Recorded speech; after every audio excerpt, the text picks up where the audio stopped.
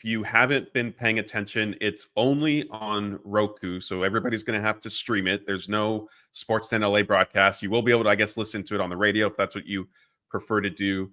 Jose Mota is going to be part of the broadcast team, and then it's Steve. I don't want to butcher his last name.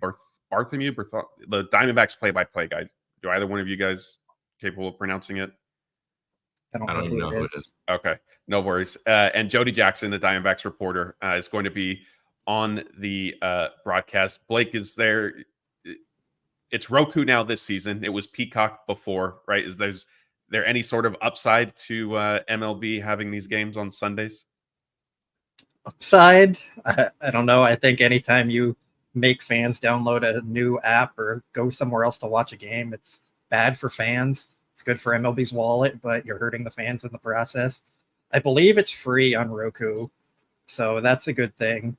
But you still have to go download an app, make an account, and do all that. So it's a barrier that a lot of people might not be able to get to or just know how to do. So it makes the game less accessible for fans, which is a downside. Which they clearly do not give a damn about, unfortunately. At least it's not blacked out. With these situations, like, I really think that they should find a way. So, like, let's take this Roku game. If you have an MLB.TV account already, first of all, the blackout rules are just archaic and ridiculous. We don't need to go into those. But for like this situation, give Roku a slice of MLB TV, and then the customers who have MLB TV, allow them to watch the game through MLB TV. Don't make them go download a whole other thing, because Blake's right. You're just putting up another barrier for fans that you're trying to attract. And it's silly.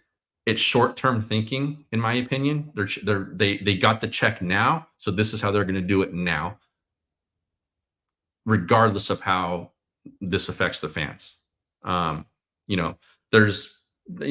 heard talks about like kind of relooking at the blackout rules and things like that, but like they keep throwing up these walls, every opportunity that they get, and they're probably just going to get worse the more live sports become the most valuable property on television. Yeah, and if that's a great point that you bring up in terms of live sports in general. We're seeing this with the NBA. They just negotiated a new kind of TV/streaming rights deal now, and a legacy outlet like Turner, part of the Warner Brothers Discovery umbrella. They're not, I know Turner's trying to file a lawsuit and say that they have the rights to match Amazon's deal, and they did, and the NBA is not honoring it.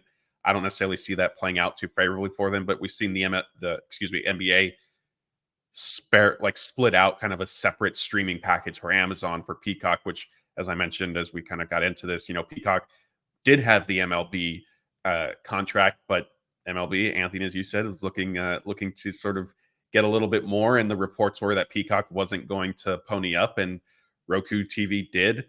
I think the one sort of positive with this, MLB is streaming on Apple TV for Friday night games. They, like I mentioned, they've been on Peacock. The one positive with Roku that I will give MLB not benefit of the doubt, but I will give them some credit, is that it is going to be free. So as much as there is the nuisance of either needing to download the Roku app, and we're going to have a guide up for everybody on DodgerBlue.com, so definitely check that out as you try to find the game Sunday afternoon. At least it is free, because I think it's always worse. With Apple TV, they've been running promotions where you could get, 3 months at a time, or if you bought a new device at some point, you get that.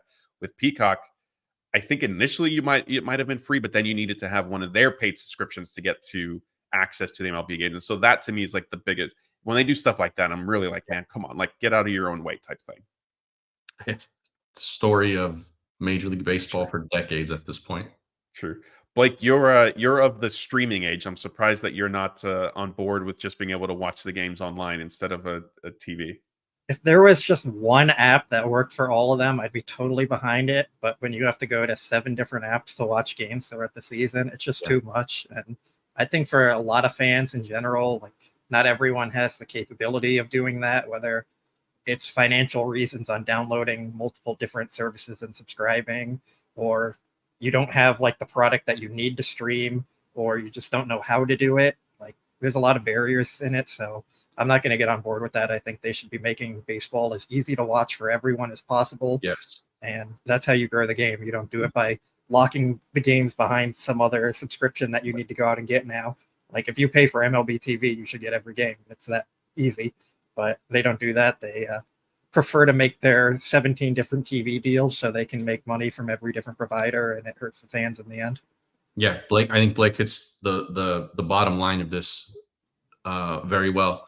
Stop making it harder for your fans to get your product. Make it easier for them to get your product.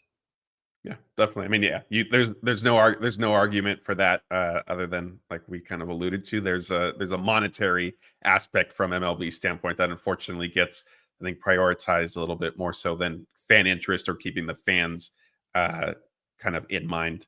But hey, like I said, at least it's going to be free. I'm curious to see how the broadcast is going to be put together. I haven't seen any Roku games this year.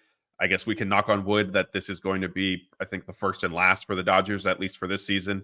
And for future years, we'll have to see kind of how that unfolds. But a reminder, Sunday's game is only available on Roku.